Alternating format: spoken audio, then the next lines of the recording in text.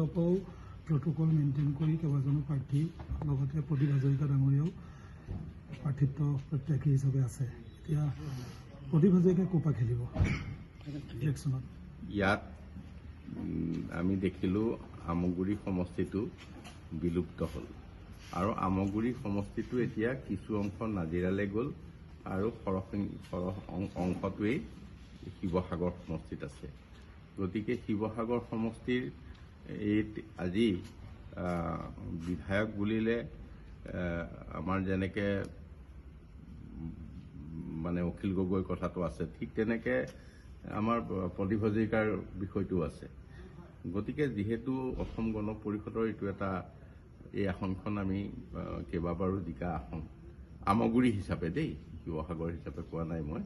গতিকে আমাৰ নিশ্চয় ইয়াত দলে কাম কৰি আছে। বিধায়ক হিচাপেও প্ৰদীপ হাজৰিকা ডাঙৰীয়াই কাম কৰি আছে।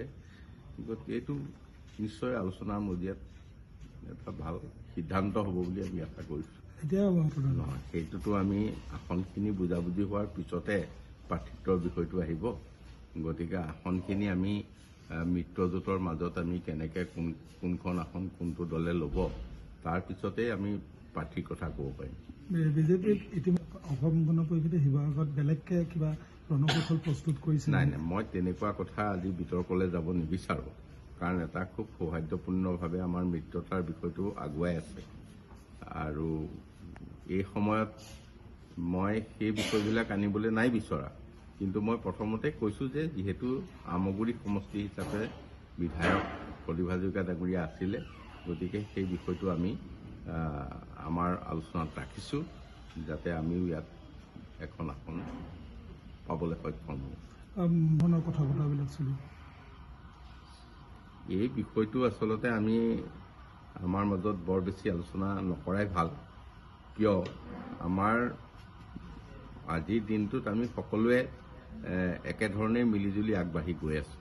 গতিকে এইখিনি সময়ত জনবাছনিটো কোন কাৰ বেছি এই বুলি চাবলৈ গ'লেতো এই ডিলিমিটেশ্যনৰ পিছত অন্য ধৰণেও আমি ক'ব পাৰোঁ, কিন্তু মই সেইবিলাক একো কথা নকওঁ, কাৰণ এটা এই বিষয়টো খুব স্পৰ্শকাতৰ বিষয়। গতিকে আমাৰ প্ৰাৰ্থী আমাৰ বিধায়ক ইয়াত আছে, গতিকে বিধায়ক থকাৰ কাৰণে আমি সেইখিনি কথা আশা কৰিছোঁ। বহুত নতুন মুখ অসম গণ পৰিষদ দলৰ পৰা এইবাৰ আপোনালোকে দেখা পাব। যুৱ প্ৰজন্মক প্ৰাধান্য দিব? সম্পূৰ্ণ প্ৰাধান্য দিব। ধন্যবাদ। জানিব সেই কথা কওঁ যে যিখন ৰণ হৈছিল সেই ৰণখন কলিয়াবৰত হৈছিল। গতিকে মূলা গাভৰু সেই ৰণতে তেখেতৰ মৃত্যুবৰণ হৈছিল। তাৰ স্মৃতি ৰাখিবলৈ মই বিধায়ক হিচাপে তাত মূলা গাভৰুৰ প্ৰতিমূৰ্তি ইতিমধ্যে স্থাপন কৰিছোঁ। মোৰ দায়িত্ব বিধায়ক হিচাপে মই সিমানখিনি পালন কৰিছোঁ। মূলা গাভৰু ক্ষেত্ৰ হিচাপে ক'ত হ'ব সেইটো অসম চৰকাৰে সিদ্ধান্ত ল'ব।